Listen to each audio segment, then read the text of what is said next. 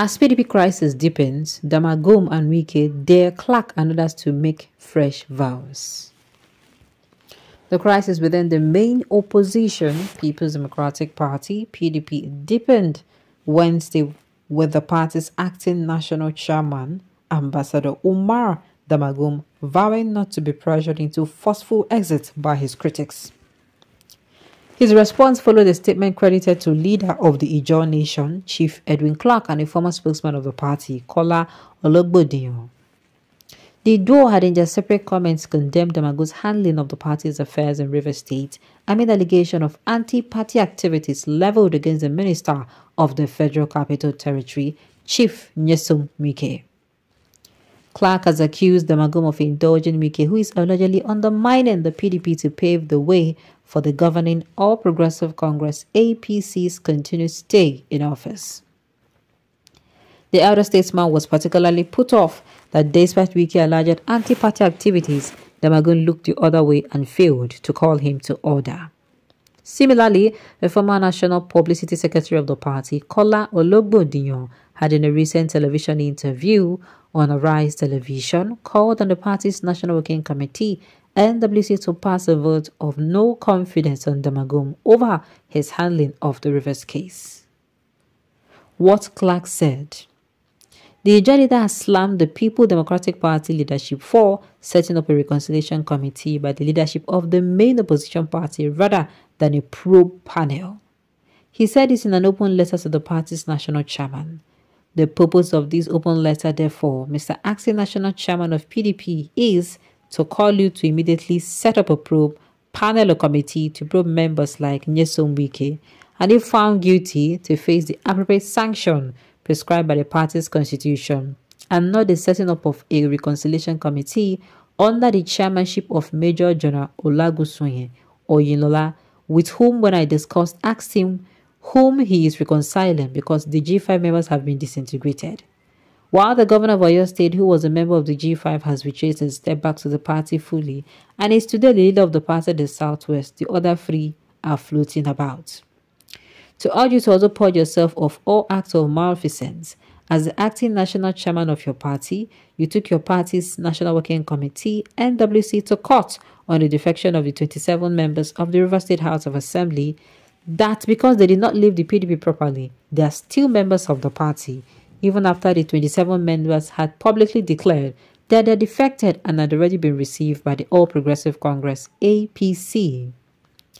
Your position, Mr. Acting National Chairman, is anti-ethical to the position of the Section 109.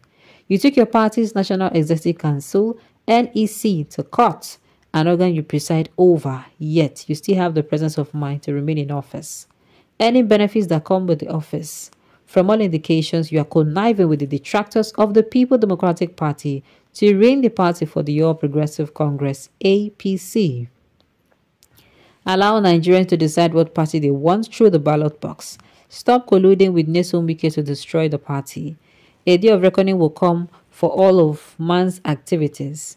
Therefore, let me state again, set up a probe panel to investigate the obvious and open anti-party activities of Nyesom Wike and for insulting the foremost leader of the party, Senator Adolphus Nwabara, the chairman of the Board of Trustees, BOT of the party, which is the soul of the party. In fact, he should be expelled from the party for his crime against the party. I also want to use this medium to call on all responsible and reasonable PDP party elders and members to take a bold step to flush out Wike from the party. He is not above the party. He should be expelled from it, the letter read. Damagum fires back. Taking on his critic, Damagum, while inaugurating the PDP National Disciplinary and Reconciliation Committee, said, I want to use this opportunity also to address a letter from our elder statesman that has been brought to my attention. I don't intend to speak too much. I will borrow Olisa Meto's remarks from 2015 when Edwin Clark left the party. There is no doubt that he is an elder statesman. But I thought that when you reach that age, God has given you the opportunity and wisdom to be a father to all, not to engage in public arguments. He has all it takes to do the needful, not by taking a sentimental approach to the situation. I was not raised to be disrespectful to elders, so I don't intend to dwell on this further.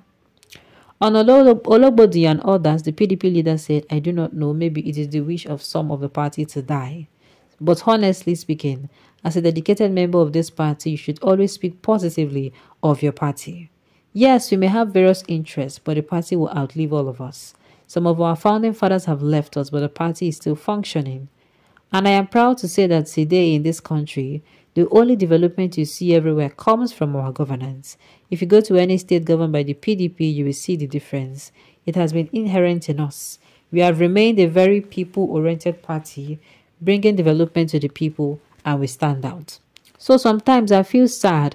I also want to use this opportunity to clear certain insinuations that have been trending on social media. Last time I checked, the signatories of this party are the chairman and the secretary. Just because the chairman and the secretary signed the letter, it has become an issue. People are making all sort of insinuation about it. I do not want to engage with the other person. It is a distraction. But it pains me when I see someone who knows the workings of the NWC going on television to mislead the audience and say things that are not correct.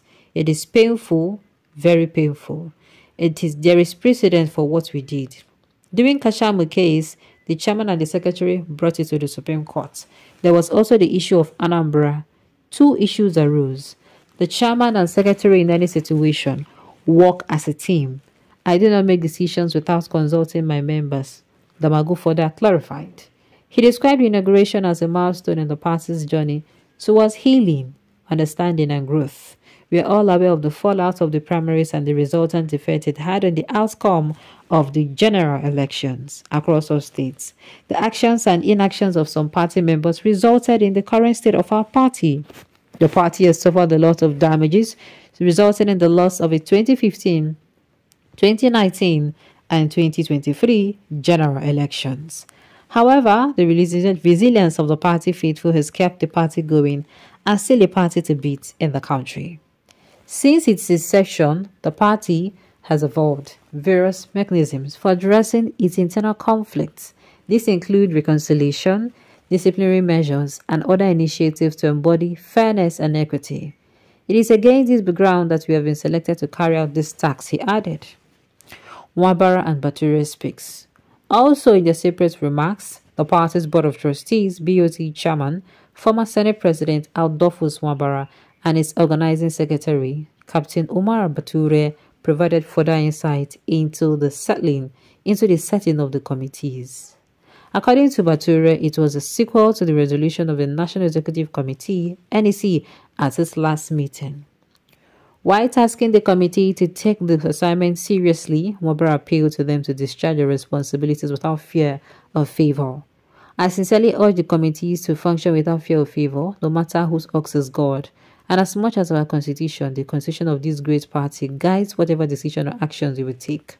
Failure of which, in my considered opinion, will lead to Nigeria becoming a one-party state.